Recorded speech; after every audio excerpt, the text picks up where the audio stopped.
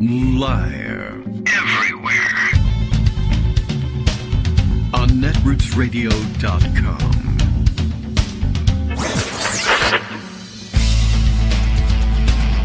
David Waldman. Kagro. In the morning. Now, here's David Waldman.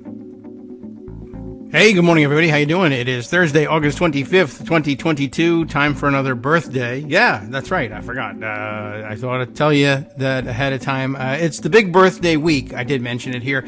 I think in our Monday post when we undertook the work of the week that it's birthday week here. Happy birthday to Armando as well, which is an amazing coincidence, and to Scott Anderson tomorrow, which is a second amazing coincidence, which is pretty amazing. And now we're going to be working on getting Greg to change his birthday officially to somewhere around this week, just so we can keep everything easy and consolidated. All the rest of you are invited to do the same. Happy birthday to everyone. We should just do it that way, and that way we're all, I don't know what, equal, and it's great. And also we can all cancel out all the present giving, and then we're all on even terms. So, perfect, right? I like it that way. All right, well, Greg says no, he's good with May. All right, fine, one of these May people. Big whoop, right? Okay, anyway, lots going on today, and I'm not covering any of it because I don't care anymore because it's my birthday. And I am distracted. It is more to the point, really. First day of school back for public school students here in Loudoun County, and this is the last year I'll be making lunches, so that's good news, too. In fact, a lot of people have said last year or the year before that, what should have been the last year that you made lunches, your kids are old enough to make their own lunch, but I can only imagine what he'd be bringing for lunch if he was making his own lunch at this point. So, in addition to which, I don't know, it keeps things regulated, but this is it, the last year, senior year, sending him off to school, and then I don't know how he'll get me to make lunch for him in college. But I guess I'll just pay for it, and then he'll use the swipe card, and that'll be the same thing. All right. Well, they also changed the start time and the schedules so that if anything goes wrong, right, if anything goes wrong at this point, he's just going to show up, and I'm going to say, here's some music. I guess I'm driving him to school. It's a very progressive thing to do, though, they've reversed a couple of years ago the order of the starts of the schools and gave the high school kids the chance to sleep a little later, which is a good idea. Always used to be the opposite. And then, I don't know, they were screwing around with the bus schedules, etc., and found that it was better to start school a little bit later than they were already starting. So it's like 9:15 start, which means the bus comes just after 9, which means he leaves just before 9, which means the time that I'm supposed to be getting ready to, bring you the show is really time now spent saying, go, get out the door, put your shoes on. Where's your pants? What's happening? Why are you doing this? You're old enough to be able to, All right. Well, also, by the way, had he, gotten his driver's license at some point, he could, at this point, if he misses the bus, just take the keys and go, and I can pick up the car later with either another set of keys or just if I spend my usual day around the house fixing up the podcast and other things, then I won't even miss the car being gone. But none of this was to be. And instead, it is a harried morning. But so far, so good. He hasn't come back in the door. I haven't seen a text that the bus has come yet. I'm waiting for that one. The county switched the apps. We had an app last year that was a bus tracker, which was okay. And, I don't know if it worked all that well to everyone's satisfaction. Obviously not, because they've switched it. This is going to end up being like parent communication systems for the teachers. We now have 19, 20 active apps that the teachers can use to post homework. And we got to check them all because you never know when they're going to switch. Now we have a second bus app. I don't think the first bus app works anymore, so at least there's that. And but they sent out invitations to join the app like a week ago, and if you didn't do it, fast enough, like within 24 hours, 48 hours, something like that, the app link expired. That happened to us. So we're without an invitation. They really should. I guess they should have sent those out a second time, like a day or two before. Anyway, that really doesn't affect any of you. Things that do. Right, that's the plural, do affect you, we have a collection of. And Greg Dworkin has a collection ready and waiting to go. Everyone's still laughing at Donald Trump's latest legal filing, I guess you could call it that. I just got something in my email from Salon making fun of it as well. It's garbage and a half, but the big legal news that everybody is analyzing today is the release of the Department of Justice memo that they were seeking to continue to withhold from the public, but the crew folks, Citizens for Responsibility and Ethics in Washington, I believe, filed a FOIA suit to get a hold of this thing. Remember, this is the memo that Bill Barr and the Justice Department under Trump always claimed was privileged in some way because it went to the decision at the Attorney General level when Barr was AG over whether or not to bring any charges of any kind against Donald Trump based on the Mueller report, which, of course, he issued his own executive summary saying the Mueller report says really all of you are guilty and not the president. He's innocent and you owe him money for how innocent he is. And you're the ones who are guilty for thinking bad and impure thoughts about the president or whatever. Anyway, they've since tried to cover up or keep the memo under wraps because they said it was critical decision-making memo about whether or not to make a charge. And then they realized, oh, actually the memo is pretty clear about the decision having already been made and that this was in fact just a memo about what you should tell the public and Congress about how we're covering this up. And that didn't cut it with the D.C. courts or the appeals courts. And so it's out there now and everybody is analyzing it and it's mayhem. And we'll get to it in a couple of minutes. In the meantime, Greg is here. Happy non-birthday, Greg Dworkin. How are you? I'm fine, thanks. And I'm happy to tell you I have more non-birthdays than I do birthdays every year. So, that's worth celebrating. Sure, why not? And if you just limited yourself to a birthday, why you'd only be celebrating once a year? Yeah, but more fun to celebrate every day. Right. It's the George Burns, every day I'm here is a good day. Yeah. At this point, we'll take it. Okay. Well, so, yes. A couple of things. Yeah, we'll comment, I guess, briefly on the memo that the the Trump-era Department of Justice tried to hide from the public. Yes. And probably the best commentary I saw about it is from Andrew Weissman, who was intimately involved with the Mueller team and negotiating with some of the people who, in fact, wrote that memo.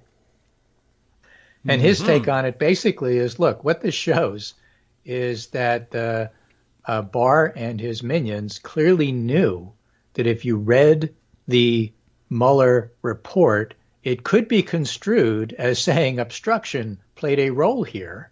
Yes. And we don't want people to think that. Okay. So therefore, you need to. We're going to go through how it's really not obstruction. And that's basically what the memo is. Okay, yeah, I mean, it's really, from what I've seen of it, and it's very little so far, I've just seen people laughing / going crazy over it. But essentially, apparently there are paragraphs in the memo that are just say, well, essentially if the president obstructs justice, then that's not obstruction. Well, yeah, it's the Nixon, if the president does it, it's not illegal. That's right. And then there were other ludicrous claims there that, obviously what happened here is the president wasn't trying to obstruct people from telling the truth. He was merely trying to make sure that there was no interference with his political and legislative and policy making time. Yes, don't block infrastructure week, please. Yeah, that kind of thing. Anyway, so there's that. Of course, the big political earthquake is still the special elections that took place on Tuesday. Ooh, all right. And so naturally, because that's the case and it didn't go well for Republicans and polls in various ways, shape, and form are showing that there really isn't a red wave and they're running short of money, they decided that what they wish to do is to take a relatively controversial, difficult, fraught, I think is the right way to describe it, Biden's student loan relief program. And as Eric Erickson tweeted, guys, we have to make this the story. This should be the story. Everybody should be in on this story. It's not fair. It's not fair. It's not fair. We should be tweeting about the fact that it's not fair. And so they did. And, one of the ways that that, for example, Twitter and the pundits aren't real life is the difference between what they're saying and what the public is saying. Mm-hmm. So that's one of the things I'll talk about, first. Okay. Let's start with this LA Times story, which I think is helpful in sort of setting the stage. Biden will cancel up to $20,000 of student debt from many borrowers. All right, I'm going to go borrow $10,000 in student debt for individuals earning less than $125K annually. Extend the pause on loan repayments for all borrowers to the end of the year. People who receive Pell Grants to help cover cost of college will be eligible for up to $20,000. And I gather you have to be, and I'm no expert on this, which is going to be inherently obvious as I talk about it. It's been a while. But Pell Grants, you got to be not rich to be able to afford to apply to a Pell Grant. So together with a newly proposed rule that would limit many borrowers' payments on their undergrad student loans to 5% of monthly income, the measures amount to a major restructuring of the federal educational finance system. Let me emphasize that, federal educational finance system. So a lot of these student loans and relief is basically payback to the feds. Yes. So I mention that because everybody will say, well, this will just make undergraduate education more expensive. It's terrible. It's horrible. There's a lot of that going on. So we're going to try to separate, fact from fiction here. There will be court challenges. It needs to be implemented in full. But there's more than 40 million, something like 43 million Americans who are affected. That sounds factual. But that's a lot of people. So the first thing I would say is that when folks say, oh, well, what about this other person over here? It's not really affecting many people except for Democrat. It affects a lot of people. Okay. And one of the things that the pundits, like to do is say, well, if you go to Harvard and if you go to Yale and this is that, there's a lot of people that go to teachers' colleges, small Catholic universities. There's a lot of nurses that are affected. There's a separate public service student loan forgiveness plan that doesn't work very well that may affect 500,000 people. That's going to be pulled into this. There's just so many different nuanced things going on that you can take as a first pass that whatever the pundits are telling you is probably, the more upset they are about this loan program, probably the less accurate what they're trying to tell you is going to turn out to be. That certainly could be. I have heard that there are people who didn't go to Harvard. Yeah, so I hear.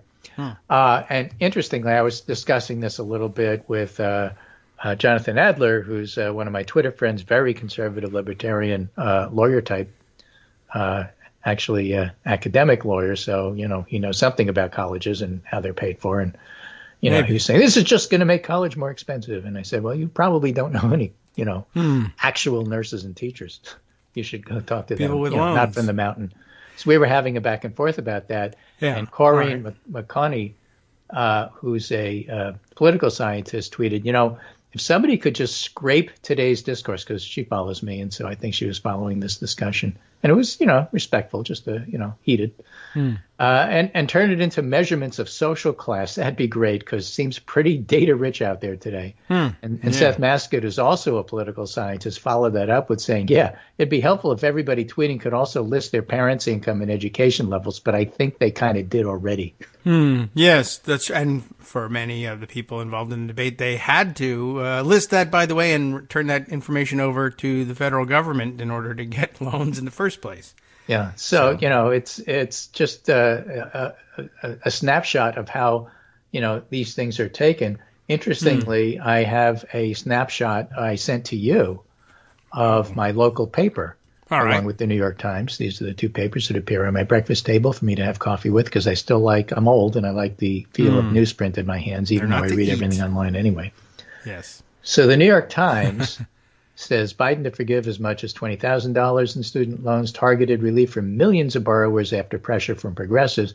And the local paper, which is called the News Times, used to be called the Danbury News Times, state graduates Yes. on Biden debt relief. It's a start. And then the subheader, it just made me laugh. Oh. Danbury woman likely to benefit from plan. So here we have a multi-billion-dollar plan, which is all designed to benefit a single Danbury The woman. local angle. That's good. Local angle, you know, Right. so it's got to be here. Area woman has loans. Florida man runs for president. Okay. You should so that's shake the kinda- paper kinda so we funny. can hear it a little bit. Rattle it around a little. So they interview a couple of people. Among those likely to be helped, which is wonderful. I mean, that's exactly what you want, and that's the kind of information you have that you want to get out there. Yeah, go to Now, a diner. Charlotte Alter, who's New York Times senior correspondent, Time magazine senior correspondent, That's different. wrote a book about this No? called The Ones We've Been Waiting For, How a New Generation of Leaders Will Transform America, a new generation of leaders like Joe Biden.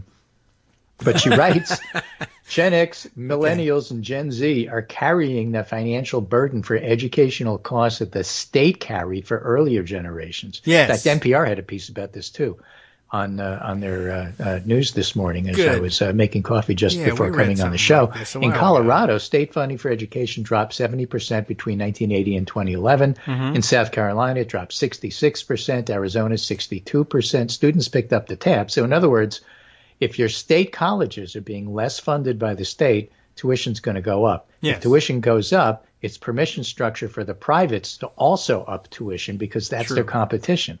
True. So one of the reasons that tuition is rising, as I facetiously said, and everybody got all upset about it, maybe you should pay the coaches less. Maybe the football That's coaches not a shouldn't be making bad $8 million idea. a That's a year. good idea. But of course, their money is separate. It comes from TV revenue and things like that.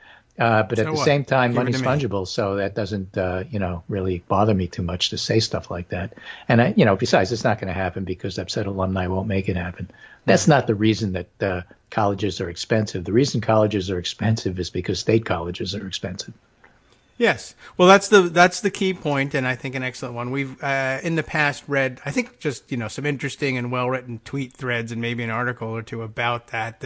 Yeah, a lot of the complaints about, well, I paid my loans, or I really, I had to scrape and save, and all the complaints from earlier generations. As people have pointed out, if it's an early enough generation, you're talking about people who took on loans in the neighborhood of $3,000 to $5,000, which are $20,000 to $25,000 in today's dollars or more. And so the prices have gone up. Chuck Inflation Grassley went to college for $250. That's not an exaggeration. That's right. Something Confederate like that. money, 330, something like that. Yeah. Confederate money. No, I mean, I see. That was not an exaggeration after all. So, but yeah, it's true. Absolutely the case that, if you're of, one of the older generations, state college was nearly free. I mean, really. You're complaining about your kids taking the bus. When I was your age, age, I had to go to school uphill both ways, back and forth. I carried the bus on my back because it was broken down.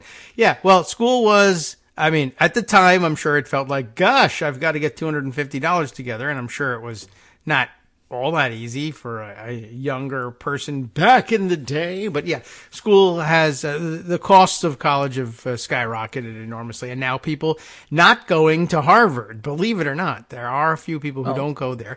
And, you still are borrowing $100,000 for a private liberal arts education easily. And, but it's just so even weird at state schools, you're borrowing $30,000 and $60,000 to get through. Yeah, which didn't used to be the case. Right. So you have this mix of people upset because the government did something.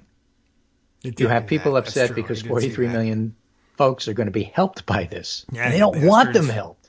They're not me. You have people upset about this because it's going to increase inflation, and basically they have conservative values and they just hate the idea of government spending money on anything. Yes. You have people who hate this because it might be popular and good for Democrats, and therefore you have to make it a contentious issue. You have pundits who love contentious issues because they simply love controversy, and they're bored of all the stuff that they've been talking about up until now. They got something new to write about. So you have this confluence of all of these things, and it's hard to separate out what's a good point, what's a good faith point.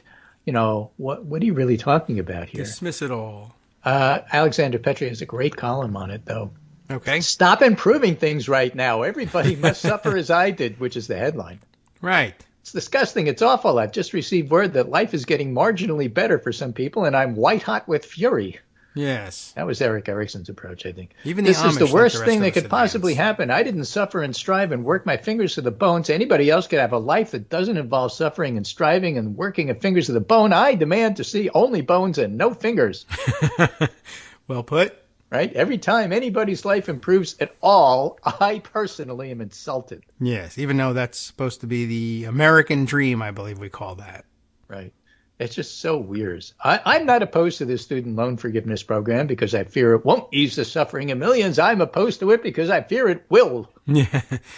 Yeah, I mean, that's essentially what's going on. It is, and it's pretty amazing. That's why I pay last month's gas prices whenever I go to the pump. It's unfair, really, to people who bought their gas last week if the prices continue to drop.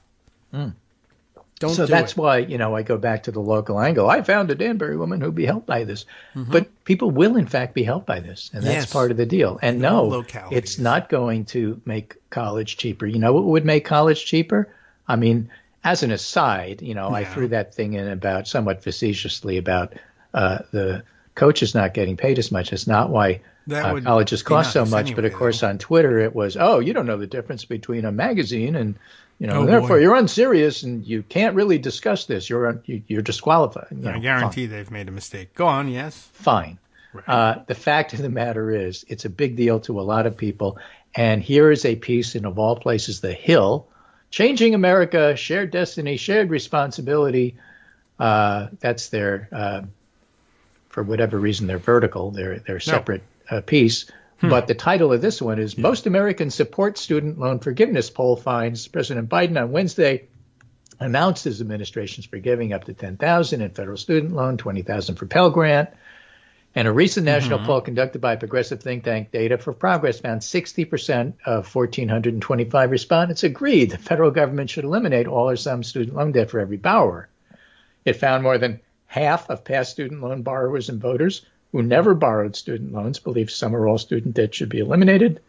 Previous polling showed a much narrower majority of Americans support the Biden administration plan. If it's a narrower majority, it's what we in the business call a majority. Yes, right.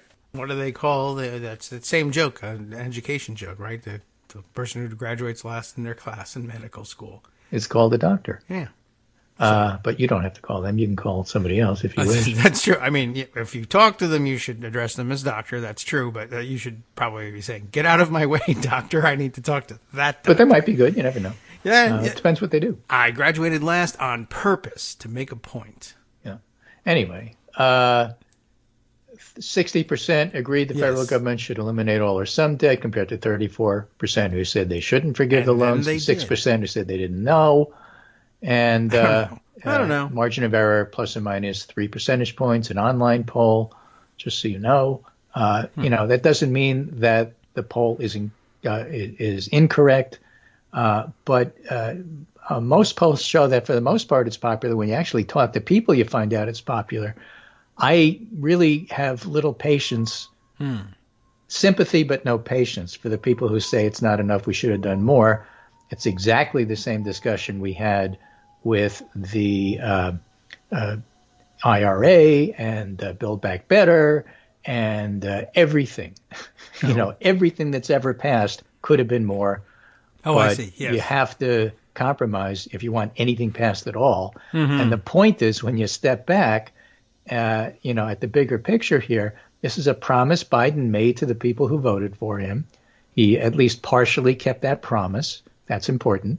Yeah, sure. And one of the people that made that point repeatedly when he was interviewed about it is the recent winner in CD19 New York, Pat Ryan, who said, I fully support what Biden is doing. He promised people, and lack of faith in government is part of the problem. And when people make promises, they need to deliver. And Biden is. And I think that's important. Okay. Promises are on the ballot.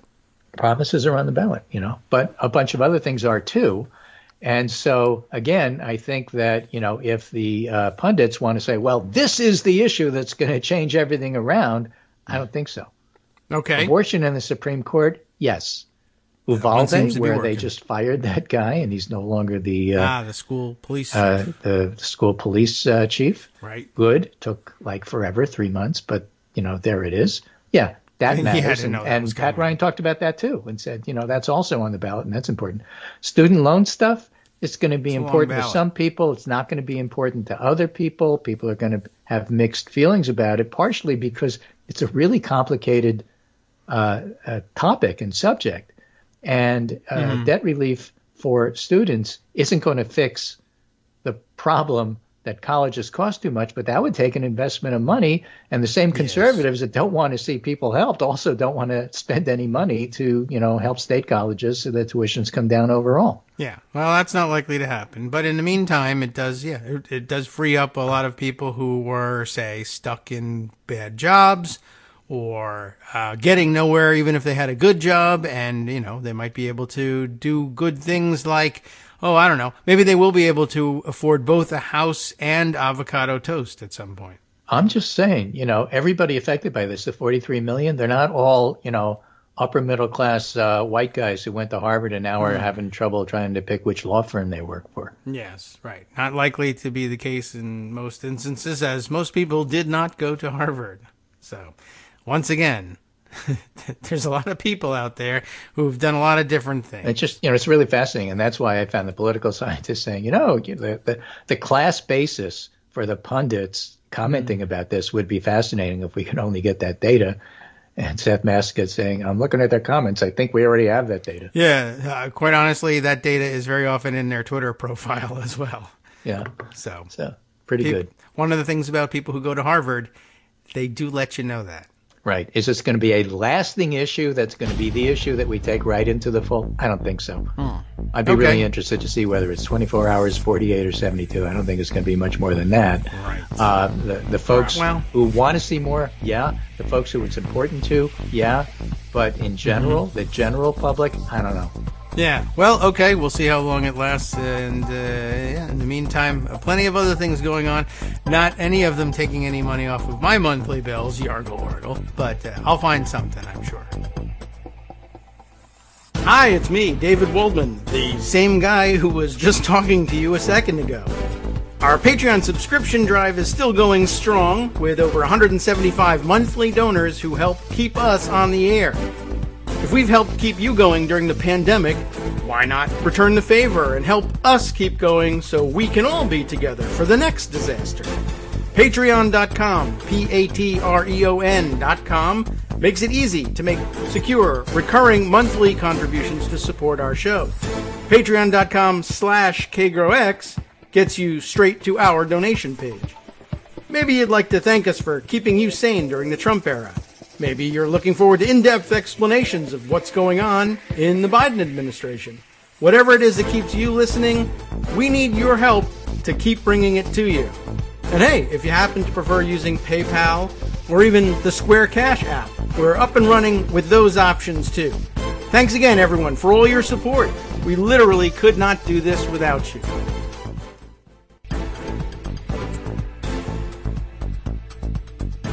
Welcome back now to the Kagro in the Morning Show here on Netroots Radio. By executive order, the show is now free going forward. However, voluntary payments always encouraged, as always. But thanks, Joe Biden, the $10,000 debt that you had to us by virtue of listening to the show is now waived. So thank you. This is going to play out. And, it's going to affect, for those of you who it affects, it's obviously quite important. And, going forward, David asked an interesting question. So does this make a difference for people who are about to borrow? Yeah. And, that's me. I don't know. I can't answer that. I wonder if the percentage that you have to pay every month and other things will make it a little bit cheaper going forward. But I do think that, having hope that maybe it's not a complete risk to invest in my future. Maybe the concept of if I'm over my head, then and if it's unfairly over my head because I did everything I was supposed to and something still goes wrong, and I'm marginally leaning one way or the other, maybe I'll jump in and do this because hope is good. Yeah, well, let me invest in my future. I think it would be nice. It might change the options. Let me on take the that table. teaching job. Right. Did you know there's a teaching shortage, or so I hear? I have Whether heard there is or this not, is I'm their not own clear. fault, apparently. That's because they Did you don't know there's a like nursing carrying shortage? I guns. hear. Maybe that's their fault. Maybe it's not. There's a lot of things that are their fault. And But why would you try to do something about it? I don't know. Well, how does this help? How does this not help?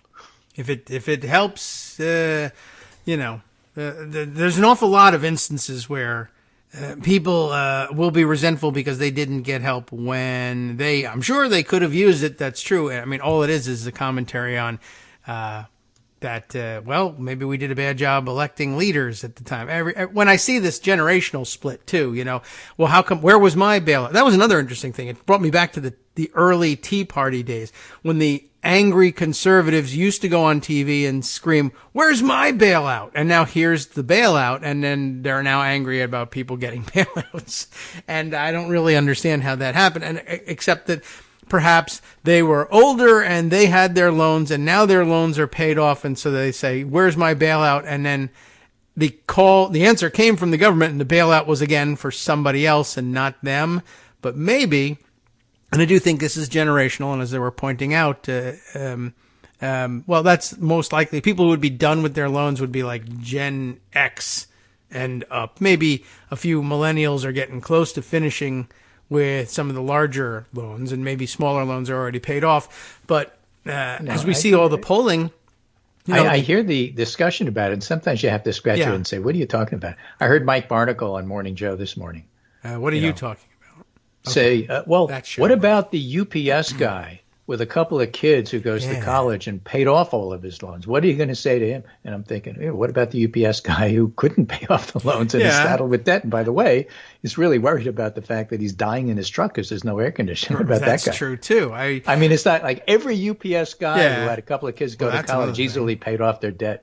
Are you kidding? Have you actually talked to these folks? That way. And, I saw Jim Jordan and all the Republicans tweeting about it yesterday. I happened to find his and answer his, but people, what about all those people that did and paid off their loans? What do you say to them? And I say, congratulations, your loan's paid off. Same as it was yesterday. What are you complaining about? I mean, you're done. It doesn't affect you. So fine. Well, it could have. Yeah, it could have. And so if you're Gen X and you're complaining about that, and but I also noticed in the polling that you're voting for Republicans. Complains about it. Of course, this has to do with who your Twitter feed is and who's talking to you and how my Twitter feed sucks. What's wrong with you guys? You cull the jerks out of your feed, but in my feed, I got plenty of folks who are saying, I paid my loans back and I'm older and I think this is great. That's what I actually had in my feed. Anybody have to go through what I went through? This is, this is the most wonderful thing in the world. Good for you. My feed is fantastic. It was that and people complaining that I saw some other guys complaining. So that's good. Those people weren't in my feed. But the idea of, I didn't get that bailout. And I say, I have also had a look at your voting record. Not you personally, but I mean, if you're a Gen Xer complaining about it, how come I didn't get it? And then I look at the polls and I see that weird anomaly that for some reason Gen Xers are voting more Republican than any other generation of that isn't yet of retirement age. Then, maybe you were doing it wrong. That's why you didn't get a bailout. You voted for the wrong people who thought that this was a great thing and that you should be punished. What about my generation? You made me grow up when Reagan was president. Right. What are you going to do about that? I don't know. You voted for him. Exactly. So, you voted in this new conservative era. And even if you were voting Democrat at the time, you were, you might have resented it at the time, but the bulk of the population around you anyway was voting for our third way Democrats and new corporate Democrats who said, we got to keep the prices high on this stuff for Well, I just reasons. think it's great that this new generation of leaders like Joe Biden, come in and look out for Gen Z. Well, I do too. And maybe that's something to it. I mean, some of these older generation leaders probably said at the outset, what is this crap about forgiving loans? And then they handed them a paper that says, have you seen college costs lately? Not only that, crap. That's terrible. Here's a list of the loans right. that you had forgotten about. And that was especially true for congressional people who took all these PPP loans, which were forgiven. And then, there were at least a half a dozen of them, if not more. and complaining about the fact that loans were forgiven. Well, you just had a loan forgiven a couple of weeks ago. Right. Although that one, I think, it was designed to be forgiven, those loans. I mean, that was right in the legislation. Yeah, that's like comparing, student tuition to mortgages. They're not the same. But at the same time, the concept is, and you're not complaining about the specifics. You're just complaining for the sake of complaining. Yeah. And so, what is it about forgiving loans as a general concept that bothers you? It didn't bother you when yours were forgiven. Right. This is what affected you. You were a business, you have a business, and this is your business loan. No, it's not the same as a student loan. Yeah. But the concept that you shouldn't look at, if real people pull themselves up by their bootstraps and all loans are always paid back. It's the American way, said the GOP flacks who were tweeting these things. Well, yeah, except for the exceptions, which absolutely happen to involve you. Right. So no, let's not go there. Here's another piece, which is unrelated topic, but sort of related in the following sense. This is CBS News. Biden administration moves to formalize DACA and shield it from legal challenges, dated August 24th. Probably a good thing. My point is the Biden administration is attempting to keep the promises they made. All right. To some constituencies, that's an important thing. Yeah. Is it everybody? Are these things that happen to, affect more Democrats than Republicans? Yeah, I'm over it. Yeah. I mean, constituent service. All right. So what else do you got? I guess if you want to, you could certainly put it that way. Just basic fairness and, the people who have been on the short end of the stick of basic fairness lately. So in order to catch them up on the basic fairness quotient, it's going to focus on Democrats, but that's because the last administration focused on punishing them. So it's going to take some work to get things back right again. Yeah. So like the inequality.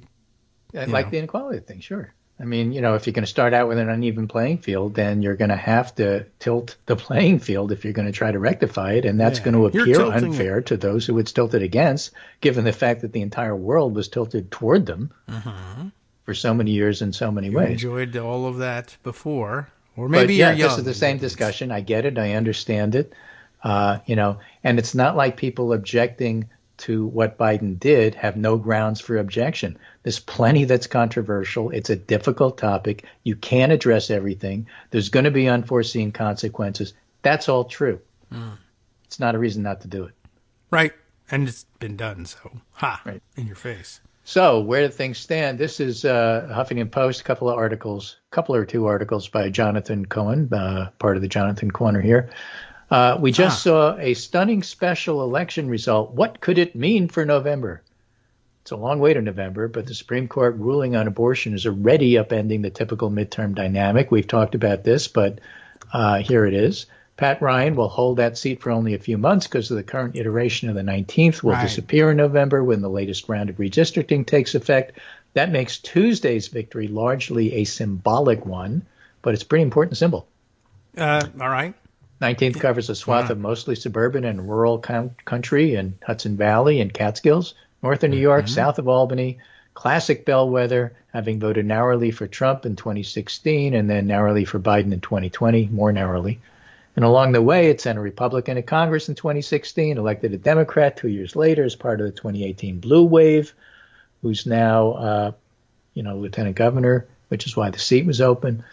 The assumption going into this special election was Biden's poor approval would translate into another switch. And besides polling had the Democrat about 10 points behind or so.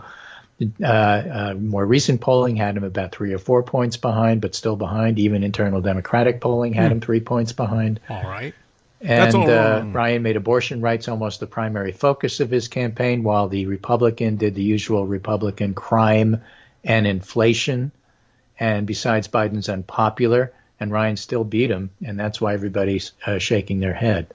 Because everybody knows that crime always wins elections for Republicans. It's just a thing. Yeah. See? Right there. Right? But it didn't. So here's another different approach, more analytic approach by Nate Cohen, also known as the other Nate, in the New York Times. Growing evidence against the Republican wave Since the fall of Roe v. Wade, it's increasingly hard to see the once clear signs of a GOP advantage. Tuesday's strong Democratic showing in a special congressional election in New York's 19th district is only the latest example. On paper, this classic battleground district in the Hudson Valley and Catskills is exactly where the Republicans would be expected to flip a seat in a so-called wave election. But the Democrat Pat Ryan prevailed over a strong Republican nominee, Mark Molinaro, by around 2 percentage points, outperforming Biden's narrow win. On average, Republicans carried the 4 recent specials by 3.7 percentage points compared to Trump's 7.7 point edge. These are the districts, in special congressional elections, and the results aren't merely worse than expected for Republicans, they're straightforwardly poor. Republicans need to fare better than Trump, who lost the national vote by 4.5 points in 2020 to retake the House, let alone contemplate winning the Senate. So Democrats have made steady gains. A tight generic poll represents a real improvement for Democrats if the polls are right, which is a big if. But don't forget, they can be right in the Democrats' direction, or they could be wrong in the Democrats' direction, something that's always left off. It suggests a fairly competitive district-by-district battle for control of the House rather than the expected Republican rout. Realistically, Republicans would remain clearly favored, but the notion that Democrats can even dream about House control is a remarkable term from earlier in the cycle when the House was all but penciled into the Republican column. So, he's pretty upbeat about Democrat chances, which is not the same thing as, okay, now we're ahead. We're not. But if it's even close to tied, it's pretty good compared to where it was. Our friend Dana Hull makes the point. You can look at 19 if you want to, but CD 23 is even more instructive because, again, that's a place that the Democrat ran ahead of where they were expected to, and that's exactly the kind of place that you would think Republicans need to run up the score in order to balance the Democrats that are coming out elsewhere. Okay. And they didn't. So again, that's a sign that the Republicans aren't as juiced up as the Democrats are. And so that's a big part of it here. So they know that. The Republicans know that. They know that they're having other issues here. So this is Kevin Robillard writing. GOP hopes cash surge can salvage Senate candidates' struggles. The party's candidates are weak. Their operations are divided. But the GOP hopes and the Democrats fear that more than $100 million can solve all this. So, in other words, McConnell's Senate Leadership PAC, Senate Leadership Fund, SLF, Senate Leadership Fund, controlled by McConnell allies, is the GOP's equivalent to the Death Star. And as soon as I read that, I said, oh, remember Phil Gramm in 1996? Barely, but yes. Phil Gramm was the banking committee chair. Yeah. Who jumped into the Republican primary against Bob Dole that year. He was going to be awesome. And said, I'm going to be awesome because I can raise all sorts of money. I have money coming out of my mouth like Mitt Romney in that famous Bain picture. Yes. And he got smoked. He did. He was a loser. So he was. So money doesn't mean everything. And I pointed that out to Jonathan Cohen, who had I tweeted the Kevin Robillard piece from his fellow HuffPost reporter, and basically Jonathan Cohen said, money can't make up for poor candidates and, behind on the issues. Yep. Okay, that's true. Not always. So you can have more television ads, but if you have more terrible television ads, what good is it? True. I guess that's true. Right. Yeah. When things are equal between two terrible candidates, I suppose it's determinative, but it's not usually the case. All right. Well, now what? Yeah, well, now what? Well, it's usually the question. Okay. Well, actually, it's actually quite late in the morning already, as a matter of fact. So, what I wrote yesterday is here's some things for pundits to ponder. Maybe Biden's approval numbers aren't dispositive for the midterms. Maybe views in the economy are also not dispositive, and maybe they're just partisan. Oh. That's why Republicans still complain about high gas prices when they're not as high. I guess. Right? Maybe inflation concerns are real, but maybe other things matter too. Oh, I don't know, like Supreme Court decisions. Yes, they're on the ballot. Right? Maybe Democrats are better at messaging than you think, at least the ones centering freedom, Roe, and extremism, like Pat Ryan, like Tim Ryan. Right. Oh, well, yeah, all the Ryans, really. Yeah. Maybe corner. Democracy is a kitchen table issue. No. Maybe. Well, according Probably to not. the polls, it's the most single important thing that people are voting on this fall. Yeah, I guess. Should basically, so kids, if you're graduating from college with a high debt, now $10,000 lower, go into the kitchen table business. Have you considered that? Selling exactly. furniture. Well, what if I need a loan to learn the kitchen table Doesn't business? matter. I mean, What if if you I go buy to a the right trade kind of school? table, What if I didn't go to the Harvard? loan goes away. Yeah, I don't know. That's And tough Marcy question. Wheeler was reading this and said, hey, maybe Biden's approval is ticking up, particularly in swing states, and will continue to do so. I mean, the whole idea, when pundits write, is we know what's going to happen in the fall because everything is fixed and nothing's going to change between now and the fall, is always stupid. But it especially looks usually stupid not this year when smart, some yeah. big thing is happening like every week. Yeah, and I mean, we also know that eventually they'll write that now, and then around the end of September they'll say, "Oh well, everything is about to change because October surprise." There's always something. And I can't help it. Where I'm were old. you in I the just summer? remember things sometimes. Yeah. And sometimes the things I remember have nothing to do with anything. So like if you Well- tell me that the Republicans are going to throw a bunch of money into this election, I'm thinking Phil Gramm, and that didn't work. And if you tell me that I'm going to continue with the narrative that Joe Biden is unpopular, even when his popularity is rising, which, by the way, if you look at the polls and the aggregates, it is by at least a couple of points. Well, that's good. And what if it continues to rise, as Marcy's point? And I keep remembering, you remember when W was super popular and then he wasn't? Yes. After 9/11, what happened is that his popularity shot up like nobody had ever seen, to Right. quote a famous philosopher. And then it just went straight down. It never went up. It just went straight down year after year, week after week, month after month. Yes. And by the end of his second term, it was actually pretty bad. Yeah. But the narrative never changed. How could this be happening to a popular president? The pundits would always write. That's true. And I remember at the time, blogging for Daily Kos or other places, he's not popular anymore. Have you looked at the polls? Why do you keep saying that? That's true. Good. I know why that's still in your memory. It's relevant. So when things change, it's like, well, I wrote my narrative 6 months ago and now I have to defend it. So I'm not going to change it, even though the facts have changed. Yeah. Well, that's true. Actually, that reminds me a little bit of, I think, his father's approval ratings were like, I think he actually topped 90% approval rating at the beginning of the first Gulf War. And then, 4 years later, he was out. 3 years later, I guess. That was it. One-termer. So Jennifer Rubin just tweeted a point. Tim Ryan is for real. Trump's GOP Senate picks are in real trouble. Ryan seems like the only Democrat who might win the state of Ohio. Vance might be the only Republican capable of losing it. Larry Sabato's crystal ball is changing the race from likely Republican to leans Republican. And that's true. In a state like Ohio, which is a red state, it has to be leans Republican, and Vance has to be the favorite, even though he's terrible, and he well could lose it. And I remember getting into an argument with somebody else on Twitter the other day, friendly argument, discussion, about, who is more at risk of an upset, Nevada or Ohio? Because Nevada, Nevada. the What's Harry going- Reid machine doesn't exist the way it does. It used to. Well, neither does Harry Reid. And there's a lot of infighting that when the Bernie folks took over some of the party apparatus in Nevada. I'm sure it would have. It's not the same as it was. It's not but still strong. Okay. And the culinary union's still strong, and it still should be considered a leaning Democratic state. But All right.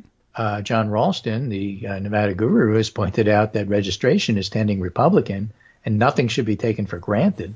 Well, certainly don't do that. And certainly she's one of the more endangered incumbents. So she could lose. And Tim Ryan is such a good candidate, and J.D. Vance is such a bad candidate, which is really the point here, that we could win Ohio and lose Nevada on the strength of the candidates. Yes. And the person I was arguing with was all upset about this and said, everything moves together. It would have to be, look, if we win Ohio, that means, of course, we win Nevada and we win all the other close states because that's the only way we could win Ohio.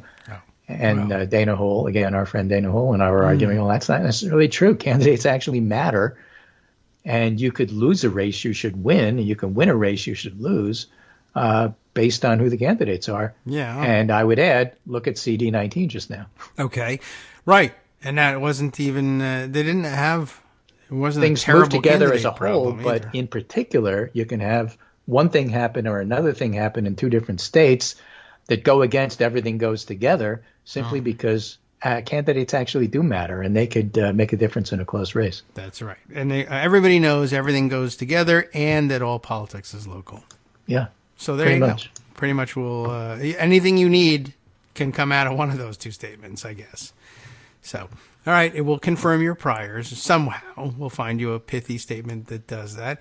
Right. And and speaking of Tim Ryan may be the only candidate who can win Ohio, except for the other senator from Ohio, who also won as a Democrat. And but he's not running. Right. I mean, not now. But the point is the state gettable? I don't know. We got it. So, yeah, I think it is.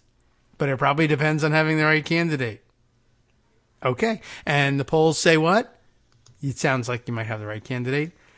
Okay, then.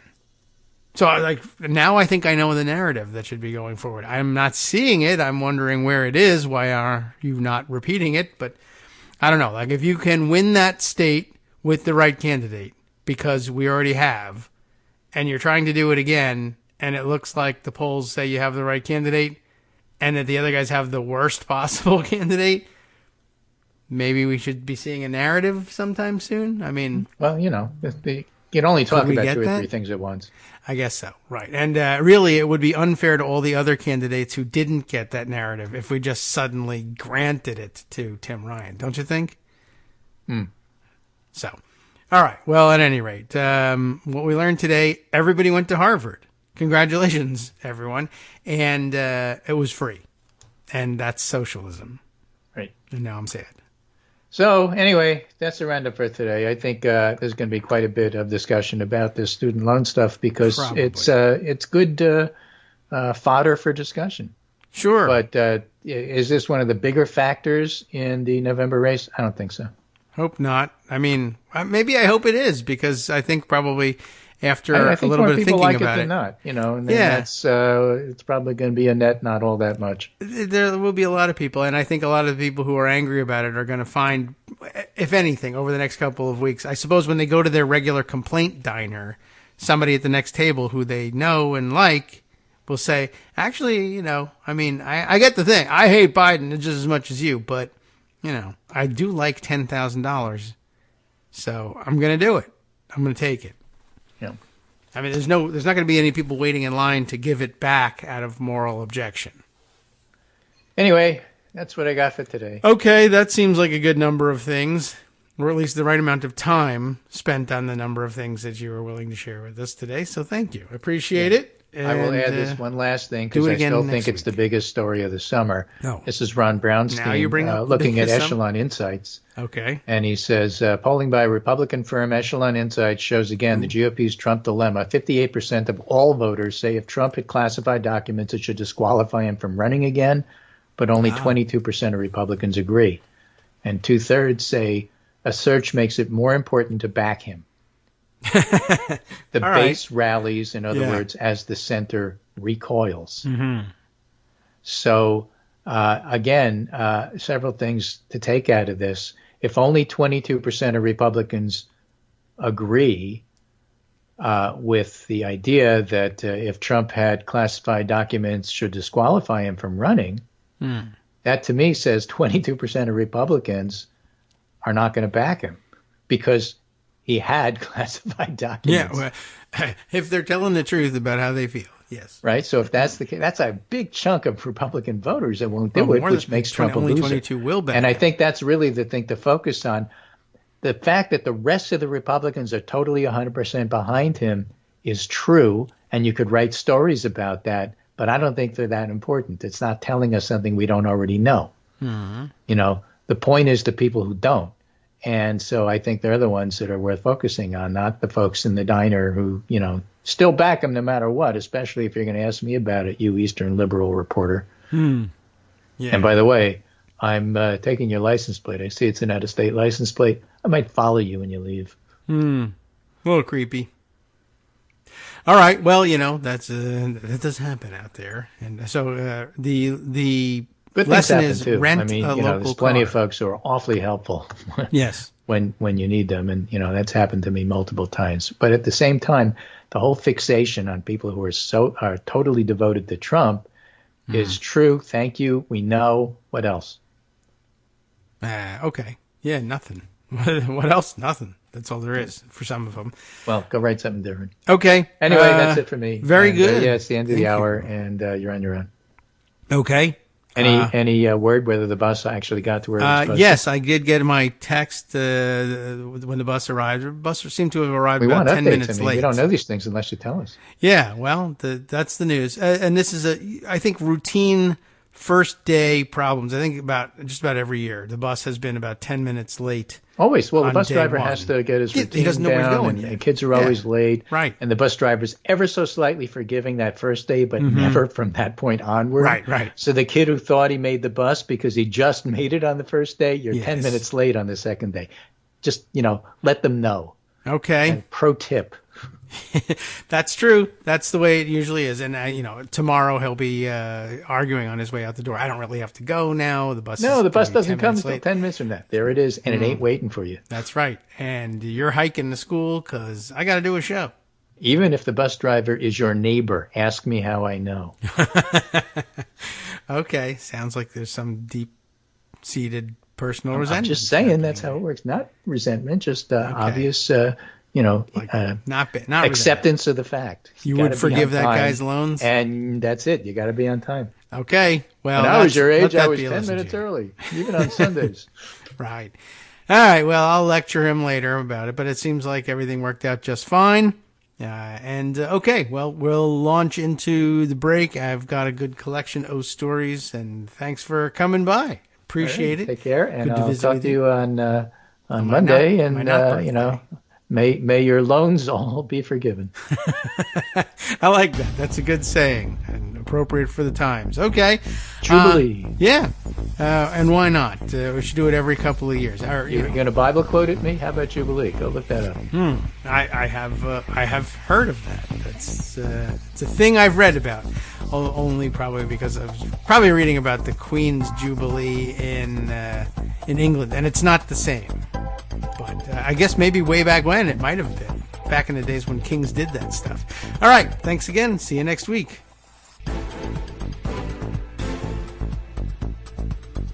All right, welcome back now to the Kagro in the Morning Show here on Netroots Radio. I forgive you your loan of the 1 minute that you were away from the show.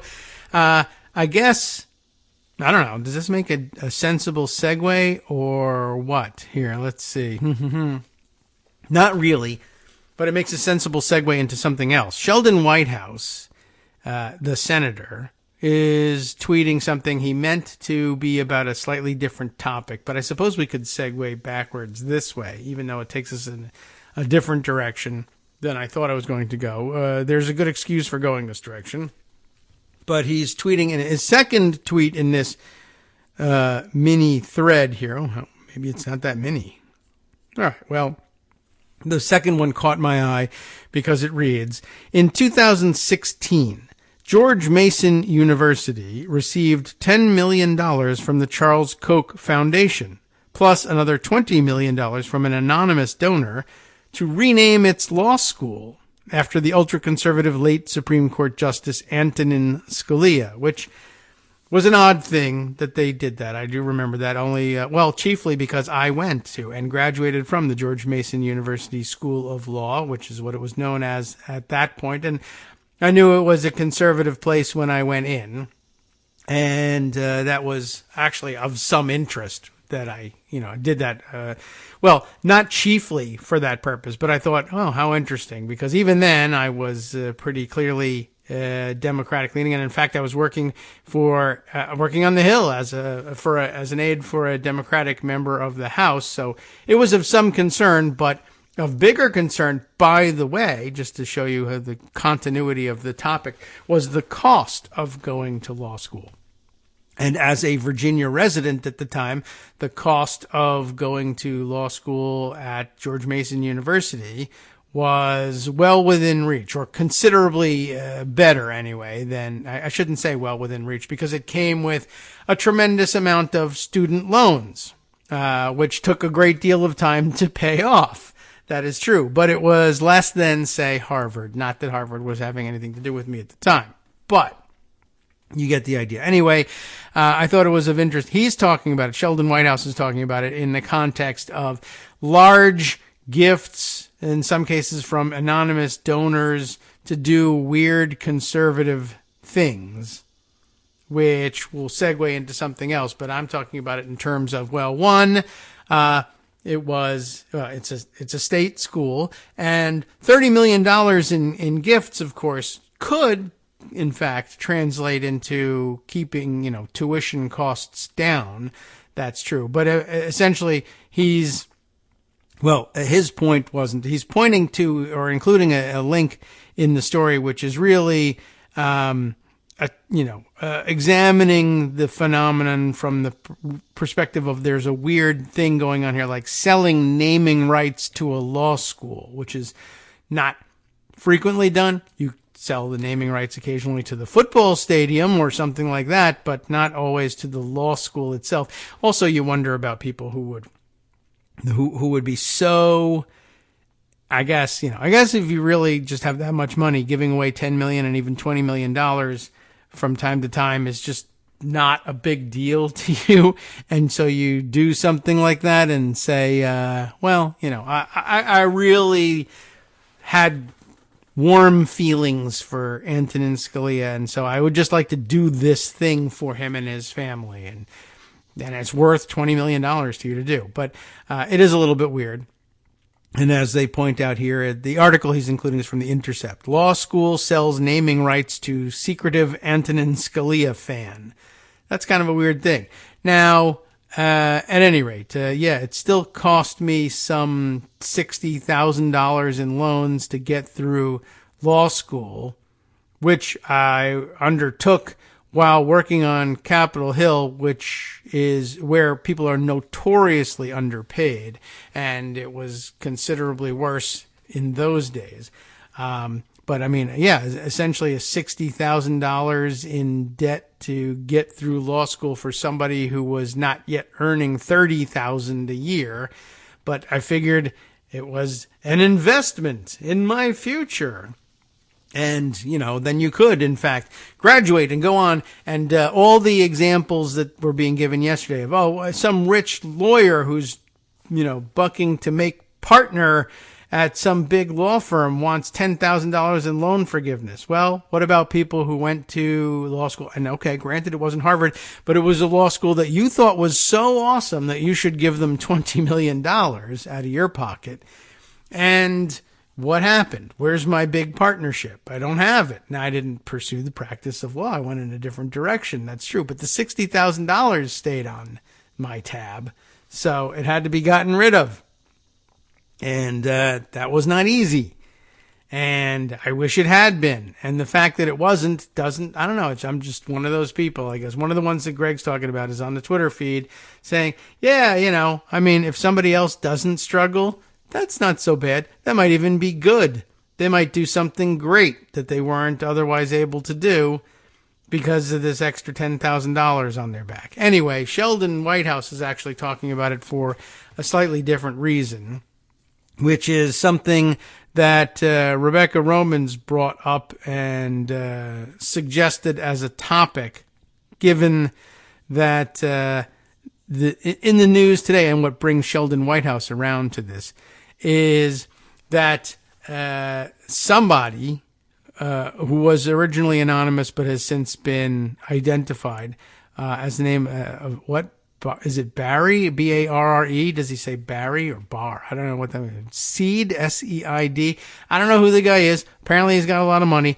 And he just arranged in a weird transaction to essentially donate more than $1 billion, $1.6 billion to the Federalist Society, essentially, and just handing over to Leonard Leo and the far right, as Sheldon Whitehouse identifies him, this $1 billion plus $1.5 billion plus in dark money that is to be used to seed conservative causes across the universe. Basically, he's saying, I have a ton of money. I want it spent for conservative causes. I'm not that hooked into what's the best way to spend this money, and I don't really want to spend my time that way. I think I would rather, build my volcano lair or something and give it to Leonard Leo. Really knows what to do with conservative money and to make it work.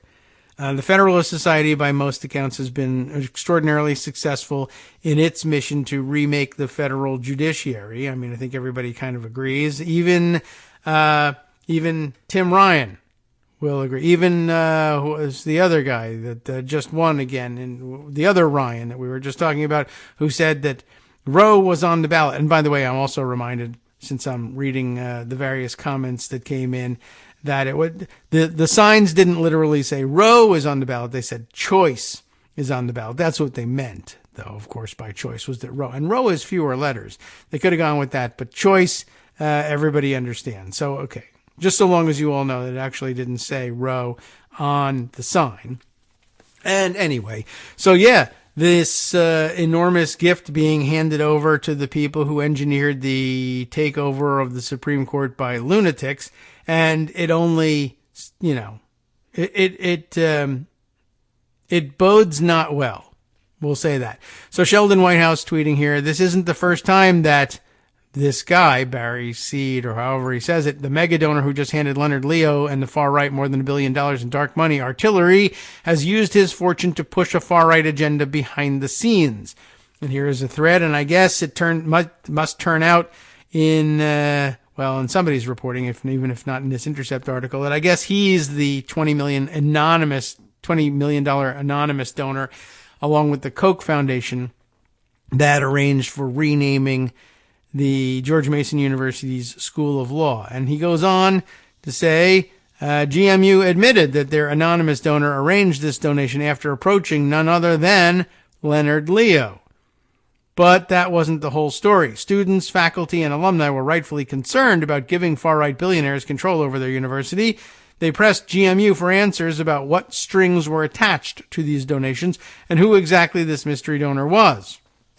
In response to public information requests, GMU was eventually forced to reveal some of the behind-the-scenes communications about these donations.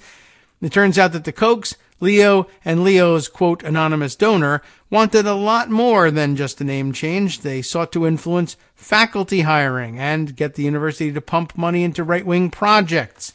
It doesn't end there. Well, it never had ended there, of course. The university, or the law school, was always about pumping money into right-wing projects, which those of you who remember way back, the Mercatus Center was very successfully doing, or the Henry Manny Law and Economics seminars for federal judges, an ostensibly nonpartisan weekend seminar at a 5-star resort somewhere annually held, and the federal judiciary were able to expense their attendance, and then they would show up at the 4-star or 5-star resort and have a wonderful time and hobnob with conservative luminaries who would lecture them during the day about, the things that they should be doing from the bench from a conservative perspective. But of course, they never said it was from a conservative perspective or that it had anything to do with Democrats or Republicans. It was just a nice lunch that would also tell you, and some golf and massage and who knows what else. And by the way, maybe you want to consider introducing things that don't exist, like, say, the major questions doctrine or some of these other recent inventions. This is how you get a judge to agree to issue a ruling with some newfangled crap in it that makes no sense to anybody. They heard about it as a fancy seminar paid for by dollars donated to George Mason University School of Law, now Antonin Scalia School of Law. So, of course, it doesn't end there. GMU still hadn't revealed who the $20 million anonymous donor was. Instead, Sheldon Whitehouse continues, it had only turned over some emails and documents involving this anonymous donor with their names redacted. However, there were clues that pointed to one man, this Barry, Seed. Sure enough, when GMU responded to a request for all communications with that name, it included some of the same emails, only this time with Said's name where the donor's name had previously been redacted. GMU isn't the only place where Said, I don't know, bankrolls far-right causes. And it never is. And the Charles Koch Foundation, by the way, earlier named in this, is one of a dozen or so long-time conservative supposedly philanthropic organizations that give money to a wide variety of colleges and universities, pretty much in exchange for the same sorts of influence. They endow chairs, and then they therefore want some influence in who's going to occupy those chairs. And it's a huge, huge network. And I can pretty much guarantee you, however liberal you think you are, check with your alma mater about whether or not they ever got money donated from a Koch Foundation, from a Scaife Foundation, an Olin Foundation, a Mellon Foundation, any of these things. There are many of them. There's another dozen or so that are linked, and they are almost always giving what appears from the outside to be, nonpartisan money to support education. And by the way, how was that gap opened up for them? Why was their money so important? Well, Greg told you earlier, as investment in education for state schools and others was reduced over the years, decimated over the years. They were desperate for finding other sources of income.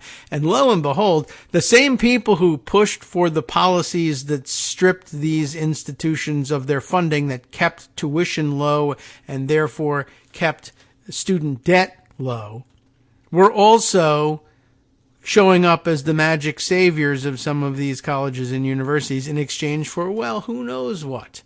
But large lump sums of dollars came in to replace the dollars that they had just lobbied the state legislatures to withhold, and the schools basically had to take them.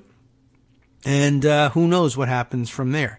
At any rate, let's go on with this. GMU isn't the only place where Said bankrolls far-right causes. He also funds infamous dark money groups like the Cato Institute, the Competitive Enterprise Institute, and the Heartland Institute, and has funneled millions through the Koch's dark money ATM Donors Trust.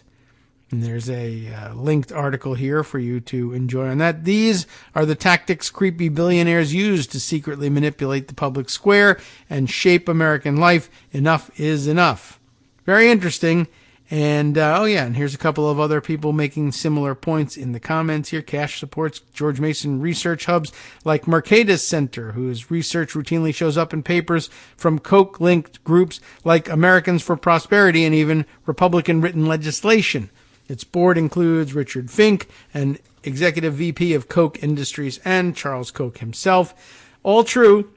The Mercatus Center rose to prominence and gained our attention years ago by essentially, they took up the mantle of the law and economics seminars for judges and switched branches. And they basically put together leadership and policy seminars of a similar nature.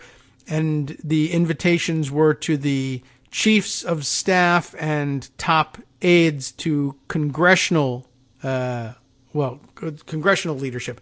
Actually, any office. The chiefs of staff to any congressional office were invited to these things, and they were touted as a how to be a chief of staff and how to keep a handle on all of the many different moving parts of the legislative agenda, except from the Antonin Scalia School of Law / conservative George Mason / Koch Foundation perspective.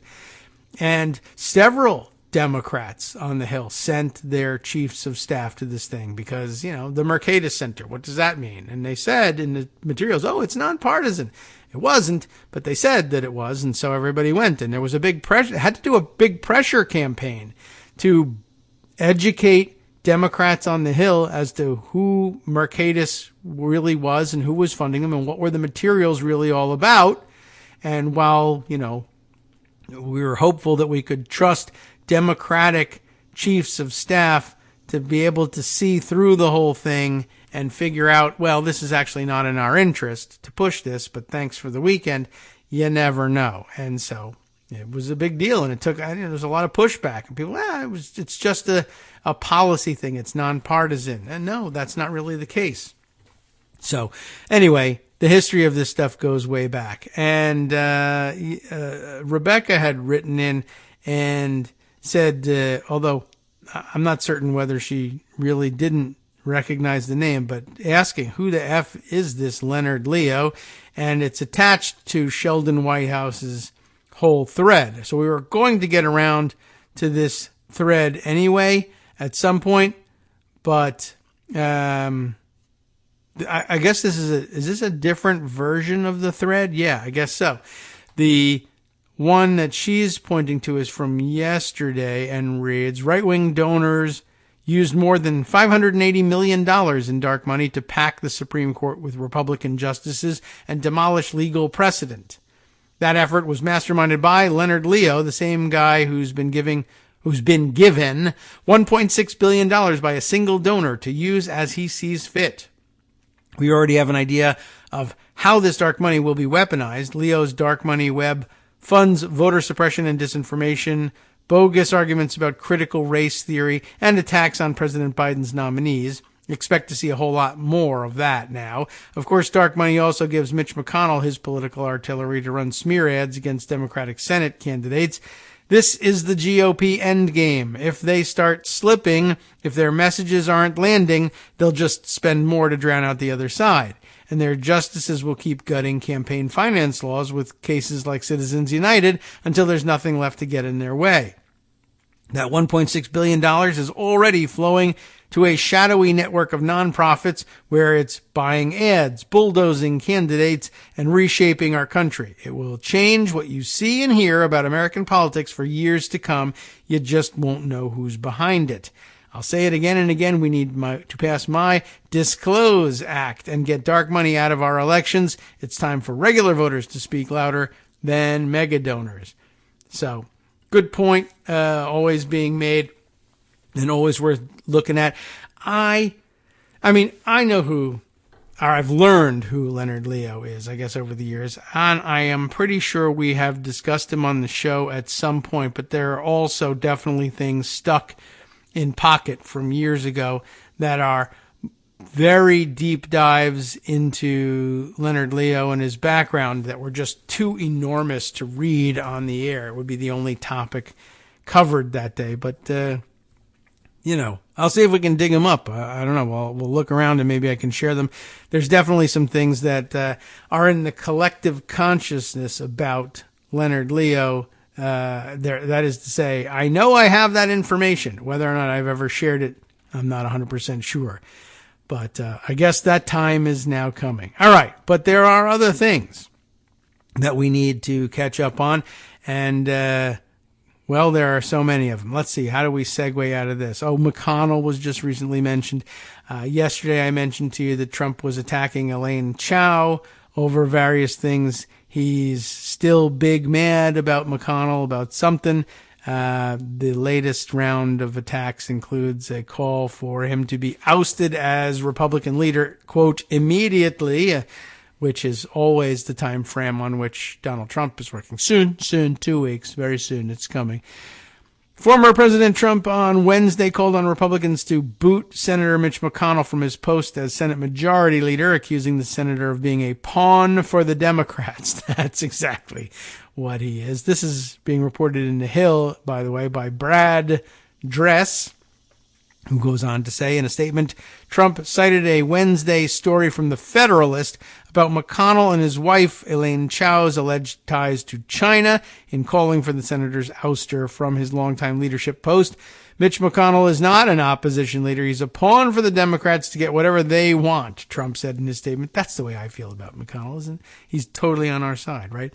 He's afraid of them and will not do what has to be done. A new Republican leader in the Senate should be picked immediately. Trump has feuded with McConnell, who he has dubbed Old Crow, for some reason, since, why not Turtle? I don't know. All the groundwork was done on that one. Well, he's been calling him Old Crow since the Senate leader denounced the former president in Congress for his role in the January 6th attack on the Capitol. Over the weekend, the former president slammed McConnell for making remarks last week about candidate quality in a reference to Republicans running for Senate, a number of whom were handpicked by Trump. McConnell has said the race for Senate control in November will be close. Trump also took a dig at Chow, his former transportation secretary, who resigned from office one day after the January 6th attack, calling her McConnell's crazy wife. In Wednesday's message, he called her Coco, and I'm not really sure what that's supposed to mean. Last year, Trump called for Republicans to select a new Senate leader to boost the party's chances of retaking Congress in 2022. Yada, yada, yada. Anyway, so I'm glad that feud is escalating, and I hope both participants are mortally wounded in the contest. Okay, let's see. Other things to catch up on. Of some interest here, just because it's weird. We will just mention to you, I saw this tweet late last night from Jason Leopold saying it may be news to some, as it is to me, that there is a tunnel underneath Mar-A-Lago. Appropriate, right? I mean, this underground lair, secretive, supposedly billionaire pervert living ensconced in this place. There had to be secret tunnels at some point. So, in other words, basically, by the way, it's got basements with secret stuff in it and secret tunnels. It's Comet Pizza. Once again, every Republican accusation is a confession. Where do they have the basements? Where were they molesting children? Where were they grooming kids for Jeffrey Epstein? Mar-A-Lago. Basement, secret tunnels, and everything. But I digress. It may be news, he says, that to some that there is a tunnel underneath Mar-A-Lago, but the resort is on the National Register of Historic Places, and so the design plans are accessible via the Library of Congress website. How do you like that for good old-fashioned research? And there are, in fact, schematic type drawings showing that tunnel in there. To whom is it not news? It is not news to Olga Lautman, Olga NYC 1211 on Twitter, and a check-marked personage who describes herself as an analyst and researcher with a focus on the Kremlin, Intel, Eastern Europe, etc., and whose name has been called a couple of times on the show, a fairly involved Trump-Russia type researcher, and she was talking about this topic just the other day, I guess. Giuliani, she says, used this tunnel under Mar-a-Lago apparently to go back and forth from Trump's home, unnoticed by the press. I guess he was staying in a bungalow across the street and was using the secret tunnel so as not to be spotted by the press, heading back and forth between his bungalow and the basement of Mar-a-Lago. That basement, of course, where stolen classified documents are being hidden, and people start to worry about these things. And as she says, Giuliani used a tunnel under Mar-a-Lago to go back and forth from Trump's home, stolen classified documents, and this tunnel. What could go wrong, right? That's of some interest. I guess this came to her attention through the publication just recently from Business Insider about that revelation. How does it come to light? Well, the title of the piece here, Giuliani used the tunnel under Mar-a-Lago to go back and forth from Trump's home, where he stayed while he was depressed and drinking heavily, book says. So it's all about a book again. Which book? Let's see if we can figure it out before the break. Rudy Giuliani, at one time secretly, stayed at Donald Trump's Mar-a-Lago club, where he used an underground tunnel to go back and forth between from the resort while he was depressed and drinking a lot after falling short in the 2008 Republican presidential primaries, a forthcoming book says. So he didn't yet have the stolen documents down there in the basement. It's just a weird thing that Trump did for Giuliani in 2008. In the book Giuliani, The Rise and Fall of America's Mayor, Andrew Kurtzman describes Giuliani's personal struggles after he left the GOP contest following a dismal showing in the Florida primary. The book features commentary from his third ex-wife, Judith Giuliani, Giuliani dreamed of becoming president from a young age, but blew his big moment when it arrived, Kurtzman wrote, according to an early copy of the book obtained by The Guardian. Judith Giuliani told Kurtzman that her then-husband fell into a clinical depression, which she said she knew about because of her background as a nurse. In the book, she describes her ex-husband's excessive drinking as a way to dull the pain. According to the Guardian report, Rudy Giuliani has repeatedly denied that he has a drinking issue, but everybody can kind of see that he does, in case you were wondering what I think about that one. Let's see, during that difficult time, and I'm sure it was difficult, Trump allowed the Giulianis to stay in a bungalow across the street from Mar-A-Lago that was accessed via an underground tunnel beneath South Ocean Boulevard so they could avoid the media glare. We moved into Mar-A-Lago and Donald kept our secret, Judith Giuliani said in the Kurtzman book. The former president's South Florida estate, well, you know all about it, and it's where he's hiding all of the secret documents that he stole. And so they make mention of that. Very interesting, but at least, it wasn't as recent as I thought. Still interesting. Hi, everybody. It's me, David. Let's change things up from the old fundraising pitch for just a minute and talk instead about how you can be a part of our show. If you've got a smartphone or any other electronic recording device, why not sit down and record a segment for us? Read us an important article and give us your take. Read one of your own original essays, or even just give us your commentary on something you'd like to share that's important to you. Then send the file to me at kagrox@gmail.com, and I'll try and work it into the show. Short segments, a few minutes in length, are easiest to fit in. And of course, I can't always guarantee that I'll be able to play everything, but if you've ever shouted at your radio or TV about something you wish was being covered, here's your chance to change that. Make the show your own. Send your submissions to me at kagrox@gmail.com.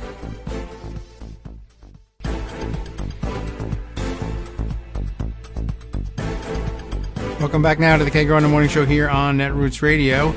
All right, what to fit in next? Well, one thing we need to do is turn around on something that we discussed yesterday, and I think I left it in pocket because we didn't make it all the way through the piece. It was the New York Times piece. Remember that it came to my attention, I told you, because it was linked in a tweet from Ian Millhiser, who was saying, hey, there's this fantastic underreported provision of the Inflation Reduction Act, which appears to be targeted at the Supreme Court's recent decision undermining the EPA's ability to enforce the Clean Air Act. And here's how it works. And then I was going to read you the Ian Millhiser, or I think I did read you the Ian Millhiser tweet about it, but noted that it had been since deleted, and the explanation is now available. It turns out, well, I'll leave the explanation to someone else. There are at least two other sources for the explanation. There's the serious one and the serious but also funny one. I'll save the funny one for later if we still need it. Rachel Rothschild, though, a professor at the University of Michigan Law School, has tweeted this thread about it. Lots of chatter today, that being yesterday, about language, or maybe the day before yesterday. And then I got around to reading that chatter yesterday, but didn't understand where the chatter had gone since then until after the show.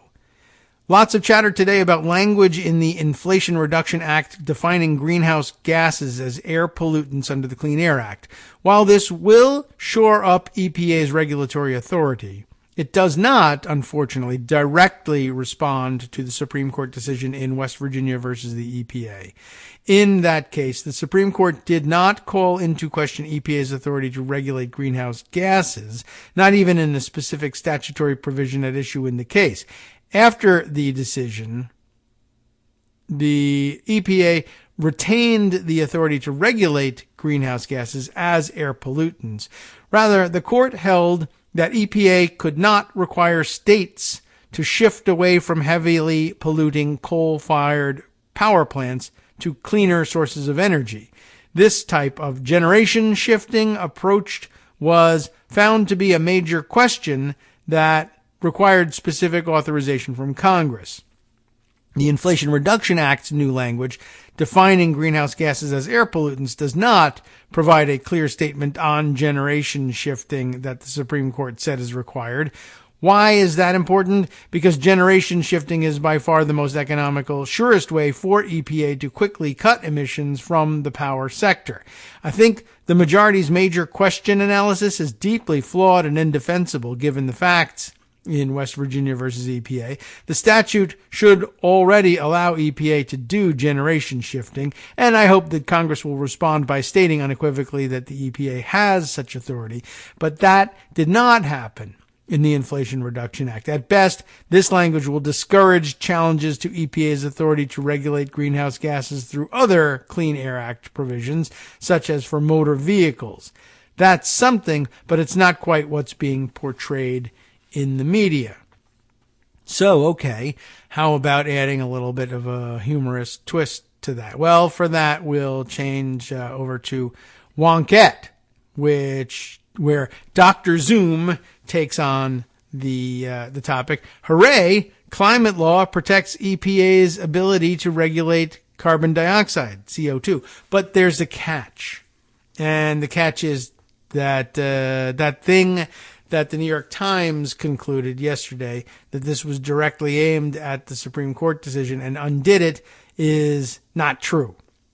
And that explains probably why Ian Millhiser switched directions and deleted the tweet that said it was. He realized, oh, it's not. Well, there's been a lot of buzz about an article in the New York Times on Monday that suggested that the Inflation Reduction Act does include a brilliant workaround to June's Supreme Court decision that sharply limited the Environmental Protection Agency's authority to regulate greenhouse emissions. Specifically, the bill amends the Clean Air Act to specify that carbon dioxide and other greenhouse gases are air pollutants under the Clean Air Act. Prior court and regulatory actions had already given the EPA the ability to regulate greenhouse gases, but now Congress has specified that authority in law. Unfortunately, the Times makes that very welcome improvement sound like the IRA has completely undone the court's decision in West Virginia versus EPA. Unfortunately, that is not so. It is a great change, but the IRA doesn't actually touch that case's far bigger roadblock to addressing climate change. Let's jump in and explain her, because that's the internet lingo. What the New York Times got right and didn't is addressed here. The Times' discussion of what the IRA does for the EPA goes wobbly right in the lead, which reads, you may recall, when the Supreme Court restricted the ability of the EPA to fight climate change this year, the reason it gave was that Congress had never granted the agency the broad authority to shift America away from burning fossil fuels. Now it has. Now the commentary. The piece goes on to explain the law's amendment to the Clean Air Act, which establishes the EPA's authority to regulate pollution, and says the clarification that greenhouse gases are pollution should strengthen the agency against future lawsuits. That part's good. The problem is that with that bit about Congress not having granted the EPA the broad authority to shift America away from burning fossil fuels. University of Michigan Law School professor Rachel Rothschild, whose thread we just read, explained in that thread that the changes to the Clean Air Act are terrific and needed, but still don't give the EPA the ability to force utilities to ditch fossil fuels and switch to renewables. Rothschild clarifies that the case didn't turn on whether the EPA could regulate greenhouse gases.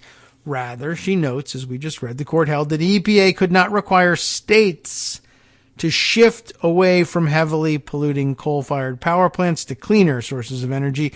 This type of generation shifting approach was found to be a major question that required specific authorization from Congress. The IRA's new language defining greenhouse gases as air pollutants does not provide a clear statement of generation shifting that the Supreme Court said is required. And it's that kind of authority to mandate that the power sector shift from fossil fuels to renewables that would do the most good the most quickly to reduce carbon emissions. Electricity generation accounts for 1/4 of all U.S. greenhouse emissions, according to the EPA. Rothschild does note that she thinks the court's reasoning in West Virginia is deeply flawed and indefensible, and that the EPA should already have the power to mandate generation shifting. But we're stuck with the court's decision, meaning that the Congress would have to pass legislation that directly gives the EPA such authority. And sorry, amending the Clean Air Act to govern greenhouse gases simply doesn't accomplish that. But this is still good for the EPA. As the Times story points out, the language giving the EPA explicit authority to regulate carbon dioxide had appeared in an early version of the climate and tax package that passed the House in November. That would be the Build Back Better Act. And it was retained in the version of the legislation that was ultimately passed. That says to us that the legislation anticipated that the Supreme Court might strike down the EPA's ability to regulate carbon emissions, although that's not actually what happened.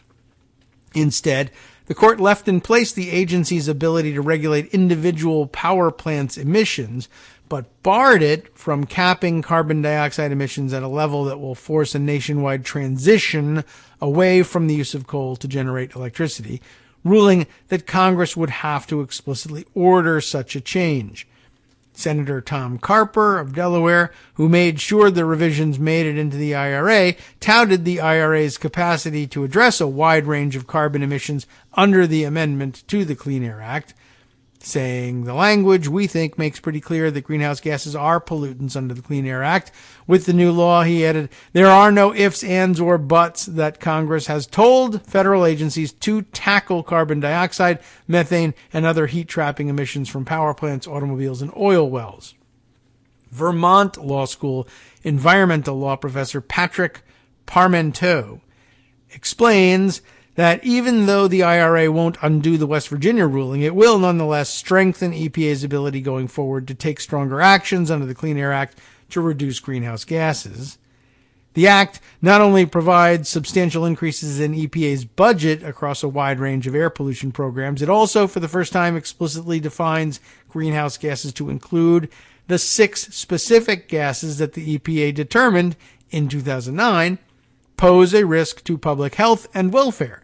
That 2009 endangerment finding was upheld by the Supreme Court in the 2014 case Utility Air Regulatory Group versus EPA. That alone should head off future challenges to the EPA's authority to regulate greenhouse gases. And while under the Roberts Court, constitutional law increasingly feels like Calvin ball, the EPA may have a stronger hand in coming litigation. Challenges to the EPA's forthcoming rules replacing the Clean Power Plan, regulating methane emissions from oil and gas operations, tightening tailpipe emission and fuel economy standards, and so on can be expected, but at least now there is clear legislative direction from Congress for the EPA to take bold action needed to meet the profound challenge of climate change and transition to a sustainable economy. Well, it didn't do all the things that it was said to do, but Republicans are mad anyway. While the IRA doesn't actually blast away the West Virginia decision in a puff of chlorophyll, smoke, of course, would be bad for the environment, so we use chlorophyll here, Republicans sure panicked about what it will do. On Fox Business Channel, Senator Ted Cruz insisted, incorrectly because Ted Cruz, that the tricksy Democrats had actually sneaked a sneaky end run around the court's decision into the law, claiming it's buried in there. The Democrats are trying to overturn the Supreme Court's West Virginia versus EPA victory, which, by the way, A, they didn't do, but B, they would be fully entitled to do. They were, in fact, invited to do so by the court. Anyway, in the Senate, Republicans fought the change to the bitter end, trying to convince the Senate parliamentarian that any amendment to the Clean Air Act would violate the weird rules that govern reconciliation bills. The parliamentarian, Elizabeth McDonough, okayed the regulatory language all the same, and now it's law. And quite honestly, I'm not certain on the basis which she did it, but I guess I'm glad she did. It would be easily imaginable that she would have gone the other direction on that. So, if you've seen people on Twitter or in tabs crowing about how the IRA reversed the West Virginia decision, their confusion is understandable because of that Times article. Now all we need to do, easy peasy, is hold the House and expand the number of Democrats in the Senate, then get rid of the filibuster, and then authorize the EPA to mandate the generation shifting changes to the nation's electricity sector. After that, brunch. So, okay, it's all cut out for us here, but at least we know that job remains on the docket if we want to get there. All right, so I think that was important to add. Now back to the legal wranglings of the former guy. Let's see. Perhaps best to head over to the Doj memo and the people describing it. Charlie Savage, always worth checking in on here, tweeting yesterday and sending us eventually to an article on the subject. But yesterday, his breaking news tweet that DOJ has released the full memo to then Attorney General Bill Barr analyzing why Trump should not be charged with obstruction of justice based on the Mueller report. DOJ had fought but lost a FOIA lawsuit from Crew seeking this disclosure. And then more on the subject, and then linked to his prior writing on it, and then I guess probably culminating in his current article on it. Volume 2 of the Mueller report, he goes on to say, detailed numerous episodes raising potential obstruction of justice concerns. Barr purported to clear Trump of all of them, but never publicly discussed many of them.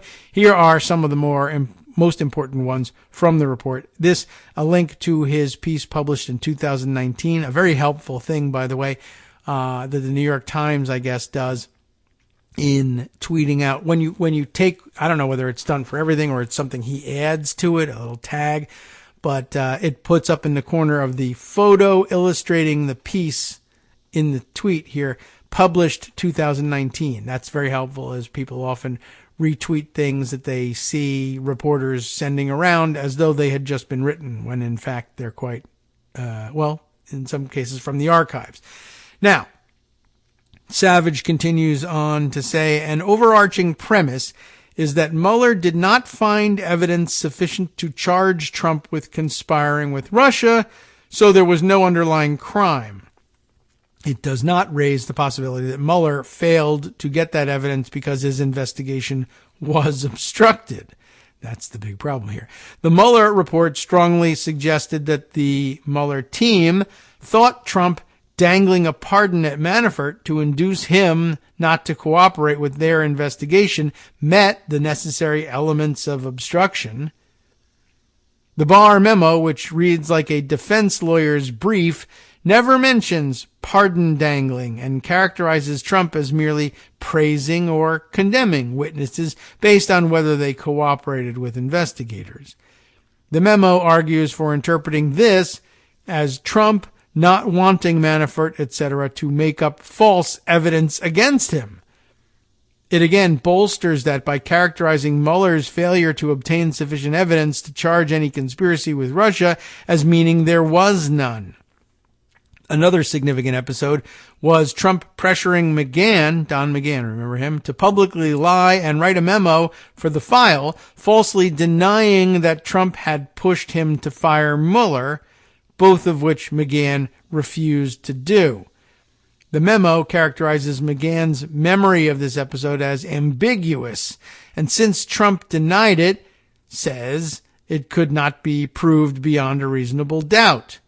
When McGahn testified under oath about that episode before Congress in 2017, he backed the Mueller report's account as accurate. It also argues, this memo, that it wasn't obstruction when Trump tried to get McGahn to write a memo denying the attempted firing because McGahn had already told Mueller about it. It doesn't address that a memo contradicting his testimony would undermine his ability to be a witness in any trial.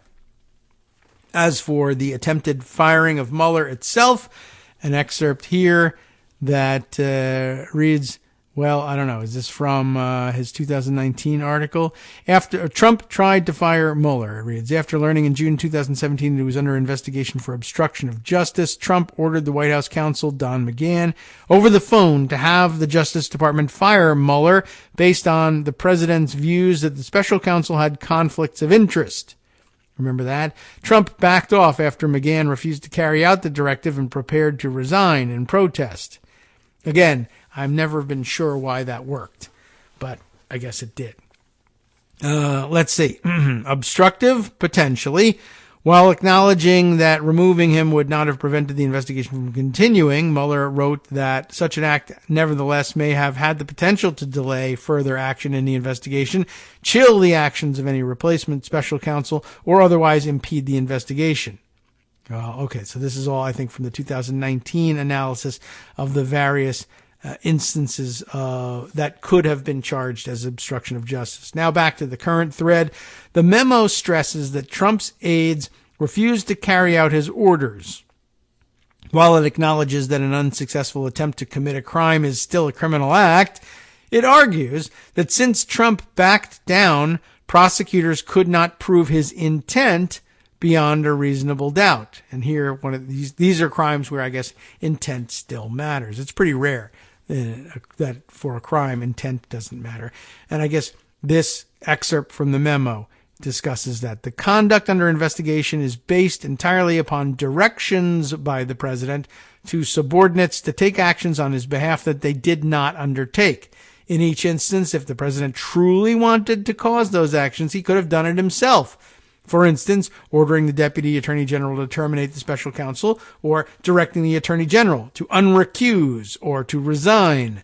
After the president provided his direction in each instance, the orders were not carried out. Of course, it is true that an act may constitute an attempt or an endeavor, even if unsuccessful, but the fact that the president could have given these directions himself and did not remove any subordinate for failing to convey his directions weigh against finding an intent to obstruct justice. He was too lazy to obstruct justice, apparently.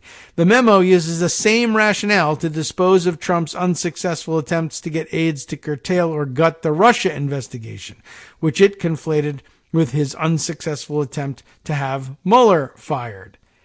As for urging Comey to go easy on Flynn and then firing Comey, the memo argues that there are explanations for both, e.g., frustration that Comey wouldn't say publicly what he was saying privately, that do not rise to the level of obstruction. The Mueller report also characterized those as murkier.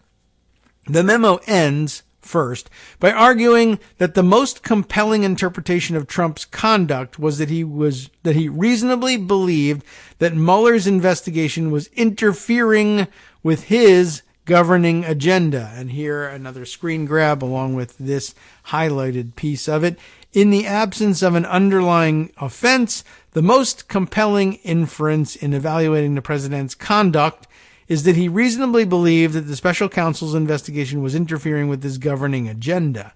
Even if the president were objectively wrong about the intentions of the special counsel, many, if not all, of his actions could be viewed as lacking the intent element under the relevant statutes. Only Bill Barr could think that, but he was the only one who was the Attorney General at the time. As a kind of P.S., it argues, Charlie says, against interpreting obstruction laws as applying to officials with supervisory authority over investigations, which echoes a memo that private citizen Barr wrote for Trump's team in 2018 before he became Attorney General. Of course, many considered that to be his audition for the job. Some of this analysis has now been incorporated into this conventional news story. It is the New York Times coverage of the memo from yesterday, to which he contributed, along with Mark Mazzetti and Michael Schmidt. But I can tell you from the outset, and rather than spend the balance of the show reading the article, I can refer you to it and send it to you in today's roundup. But Marcy Wheeler, of course, hit the roof pretty quickly about how much she was accusing at least Schmidt of burying in all of this, and the assumptions that he made that, basically came straight from Bill Barr and allies that are not worth crediting, let's say. Okay, so there's lots to still comb through, and we'll probably have to spend some of tomorrow doing that. But it's just been it's been real interesting, and I guess I'm going to have to spend some time between today and tomorrow reading over what Marcy has to say about this stuff and try and make sure that it follows an arc that we can follow. Because one of the things, the chief characteristic of the Empty Wheel blog is that it's very difficult to join midstream. You have to be an obsessive follower all the way through in order for each individual post to make sense, or at least make the most sense. All right, let's see. Other things to bring to your attention in the closing minutes of today's show. There is, of course, another TFG-related lawsuit underway. Scott Perry, whose phone was seized by the FBI the day after the Mar-A-Lago raid, is now also suing to block the DOJ's efforts to further investigate. They seized his phone, but I guess they have yet to secure a warrant to search the contents of the phone, and he's suing to block that from happening. And let's see, what other fun things to include in this? Oh, yes, I had put aside, I guess, the latest laughing at the Trump motion for a special master. This one from Salon, I mentioned it right up at the beginning of the show. Sky Palma wrote this piece, and it landed in my email inbox. This order is hilarious. Trump-appointed judge sends back his DOJ suit because it makes no sense. Judge Eileen Cannon, a Trump appointee, by the way, is basically telling them that they need to do better. This article apparently, in Salon, but originally appeared in Raw Story. So I don't get the clicks over to Raw Story on this one, but at any rate, I'll give you the news. Former President Trump, have you heard that he lost, by the way, and his legal team have filed a motion asking a federal judge to pause the FBI's review of alleged classified documents taken from his Mar-A-Lago resort so a neutral special master can be appointed to inspect them. The motion was included in a federal lawsuit filed by Trump targeting the FBI's justification for the August 8th raid. According to reports, Trump had more than 300 classified documents at the place. You know about that already. But in a new development, this Tuesday, the judge overseeing the case gave Trump and his legal team until Friday, that's tomorrow, to give more specifics as to why they think their motion should be granted. Judge Eileen Cannon seems skeptical about Trump's lawsuit over the search of Mar-A-Lago, including what exactly he's trying to do and why he filed a separate case instead of just asking Judge Bruce Reinhart to address his grievances in the existing matter, explained New York Times reporter Charlie Savage. The judge, there he is again, the judge assigned to Trump's civil complaint is basically telling them they need to do better, tweeted Reuters reporter and legal expert Sarah Lynch. As CBS News' Stephen Portnoy pointed out, the judge wants Trump's legal team to provide the asserted basis for the exercise of this court's jurisdiction, the precise relief sought, including any request for injunctive relief, and the effect, if any, of the proceeding before Magistrate Judge Bruce Reinhart. This order is hilarious, added David French of the Dispatch. Any decent litigator would read it and shudder. Basically, the judge is trying to say to Trump's team, do your job. Translation, Trump's motion is a mess, and the judge needs them to spell out exactly what they're asking for and why they think they're entitled to that relief, tweeted Renato Mariotti, a former federal prosecutor himself. So what's happening here? Trump's cheap lawyers, and I'm sure they're charging an arm and a leg, but when I say cheap, I mean just cheap imitations, whoever he could get, right? The parking garage lawyer, the personal injury attorney, et cetera, et cetera. And they're basically saying, well, I don't see why we should have to do the legal research in this case. Won't judges have clerks who can do legal research? We think that there's a basis for a case here. We just don't know what it is exactly, and we don't have the time to look it up. We thought maybe you would do that for us. By the way, in addition to all these things, it should be pointed out that the lawyers involved apparently are not currently licensed to practice in Florida, which is not a huge problem. I mean, it is an issue, but typically you can come in and you can make a declaration to the court that you have studied the relevant local procedural rules, etc., and that you should then be admitted, temporarily for the purposes of representing a client to practice in Florida, despite the fact that you haven't been, admitted as a member of the Florida bar. A motion to appear pro hoc vice, I think, is the Latin that goes along with it. That generally, people who know what they're doing anyway can file a fairly simple motion and get these things granted as a matter of course. But the problem is that these lawyers don't know what they're doing, and they have filed the motions improperly twice now, by the way.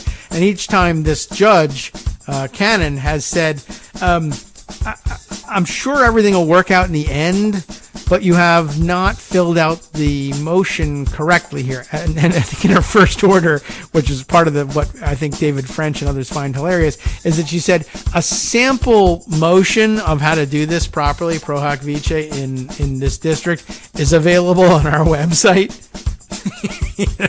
It's that easy. And just put your name in where it says state your name and everything should be fine. But they have somehow screwed this up twice, I understand, which is really fairly amazing. Anyway, that's all we have time to cram in here today. We have, of course, Friday ahead of us, which is an opportunity to, 1, screw up Scott's birthday, and 2, catch up on a number of other stories which have fallen through the cracks. And boy, there's a lot because of how many cracks there are, I guess. There's a lot of cracks going around these days. Anyway, coming up next is Justice Putnam with the West Coast Cookbook and Speakeasy. The design of the program is to fill those cracks, I would say. And, he's got some of them, including the fact that the love letters between Donald Trump and Kim Jong-un have gone missing after Trump left office. That might be what tipped off the National Archives. You have been listening to Kagro in the Morning with David Waldman. Wouldn't that be funny? I don't know whether they actually got a hold of those things when the FBI scooped up the documents. But maybe there was no tipster whatsoever. It was just people at the National Archives saying, I'd love to see that stupid letter and finally find out what's actually in it, even though I'm not allowed to tell anybody about it. And then it wasn't there. And they said, wait a second, he must be hiding things. That'd be pretty funny.